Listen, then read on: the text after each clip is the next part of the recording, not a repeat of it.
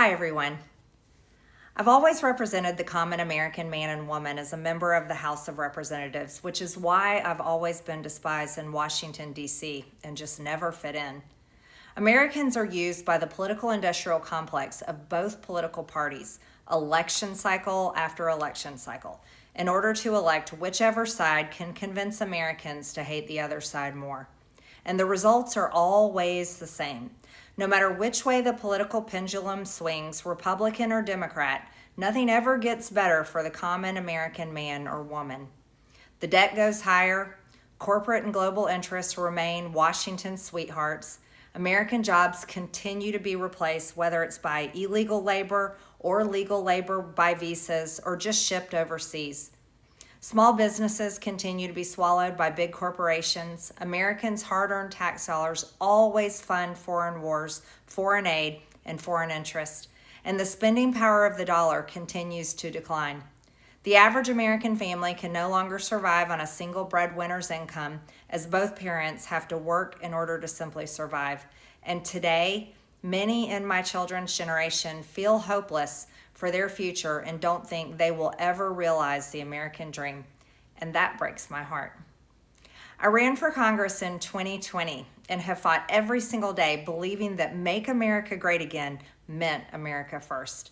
I have one of the most conservative voting records in Congress, defending the First Amendment, Second Amendment, unborn babies because I believe God creates life at conception, and I love to fight for the little guy. Strong, safe borders, I have fought hard for that. I've fought against COVID tyrannical insanity and mandated mass vaccinations, and I've never voted to fund foreign wars with your hard-earned tax dollars. However, with almost 1 year into our majority, the legislature has been mostly sidelined. We endured an 8-week shutdown, wrongly, resulting in the House not working for the entire time, and we are entering campaign season, which means all courage leaves and only safe campaign re-election mode is turned on in the House of Representatives. During the longest shutdown in our nation's history, I raged against my own speaker and my own party for refusing to proactively work diligently to pass a plan to save Americans' health care and protect Americans from outrageous, overpriced, and unaffordable health insurance policies. The House should have been in session working every day to fix this disaster. But instead, America was force-fed disgusting political drama once again from both sides of the aisle on television every single day. My bills, which reflect many of President Trump's executive orders, like calling for a new census counting Americans only to draw new districts, making English the official language of the U.S., making it a felony to medically trans a minor, and other bills like eliminating capital gains taxes on the sale of your primary home and eliminating H-1B visas, they all sit collecting dust. That's how it is for most members of Congress bills. The Speaker never brings them to the floor for a vote. Many common Americans are no longer easily convinced by paid political propaganda spokespersons and consultants on TV and paid shills on social media obediently serving with cult-like conviction to force others to swallow the political party talking points. Because they know how much credit card debt they have, they know how much their bills have gone up over the past 5 years, they actually do their own grocery shopping and know food costs too much, their rent has increasingly gone up and up. They have been outbid by corporate asset managers too many times when they put in an offer to buy a house. They have been laid off after being forced to train their visa-holding replacement. The college degree they were told to earn only left them in debt with no big six-figure salary. They see more homeless people than ever on their own community streets. They can't afford health insurance or practically any insurance, and they just aren't stupid. These are the people I represent and love because that is who all of my family and friends are, common Americans. I've been blessed to represent the 14th District of Georgia for 5 years. The district is filled with some of the most wonderful, kind-hearted, God-fearing, patriotic, hardworking people you will ever meet. Good, regular, common Americans. I've worked hard to bring taxpayer dollars back home to help district needs. I impeached Biden's Secretary of Homeland after watching my constituents die as he facilitated dangerous open border invasion into America. And I led the effort to defund hard-left politically biased NPR and PBS and the corrupt USAID, and I did that as chair of the DOJ subcommittee. I have fought harder than almost any other elected Republican to elect Donald Trump and Republicans to power. I traveled the country for years. I spent millions of my own money. I missed precious time with my family that I can never get back. And I showed up in places like outside the New York courthouse in Collect Pond Park against a raging leftist mob as Trump faced Democrat lawfare. Meanwhile, most of the establishment Republicans who secretly hate him and who stabbed him in the back and never defended him against anything have all been welcomed in right after the election. And I will never forget the day I had to leave my mother's side as my father had brain surgery to remove cancerous tumors in order to fly to Washington, D.C. to defend President Trump and vote no against the Democrats' second impeachment in 2021. My poor father and my poor mother, it was way too much for all of us. Through it all, I never changed or went back on my campaign promises and only disagreed in a few areas, like my stance against H-1Bs replacing American jobs, AI state moratoriums, debt for life 50-year mortgage scams, standing strongly against all involvement in foreign wars, and demanding the release of the Epstein files. Other than that, my voting record has been solidly with my party and the president.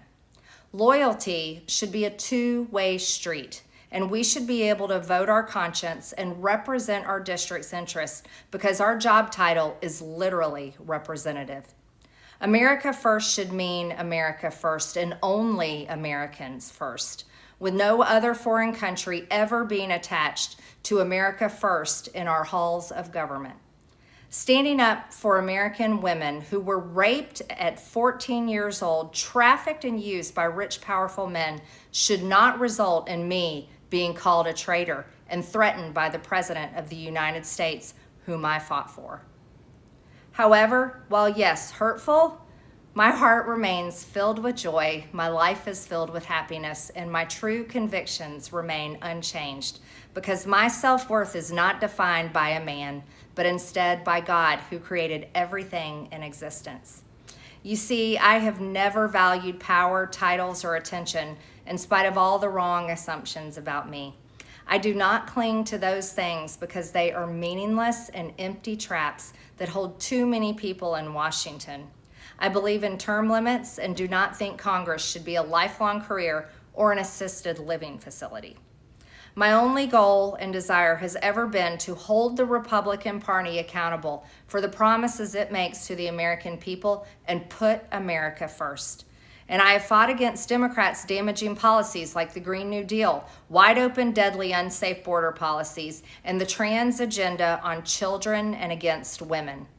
With that has brought years of non-stop, never-ending personal attacks, death threats, lawfare, ridiculous slander and lies about me that most people could never withstand even for a single day. It has been unfair and wrong, not only to me, but especially to my family, but it's been wrong to my district as well. I have too much self-respect and dignity. I love my family way too much, and I do not want my sweet district to have to endure a hurtful and hateful primary against me by the president that we all fought for, only to fight and win my election while Republicans will likely lose the midterms, and in turn be expected to defend the president against impeachment after he hatefully dumped tens of millions of dollars against me and tried to destroy me. It's all so absurd and completely unserious. I refuse to be a battered wife, hoping it all goes away and gets better. If I am cast aside by the president and the MAGA political machine and replaced by neocons, big pharma, big tech, military-industrial war complex, foreign leaders, and the elite donor class that can never ever relate to real Americans, then many common Americans have been cast aside and replaced as well. There is no plan to save the world or a 4D chess game being played. When common American people realize and understand that the political industrial complex of both parties is ripping this country apart, that not one elected leader like me is able to stop Washington's machine from gradually destroying our country, and instead the reality is that they, common Americans, the people, possess the real power over Washington, then I'll be here by their side to rebuild it. Until then, I'm going back to the people that I love, to live my life to the fullest as I always have, and I look forward to a new path ahead. I'll be resigning from office with my last day being January 5th, 2026, and I look forward to seeing many of you again sometime in the future. May God bless you all, and may God bless America.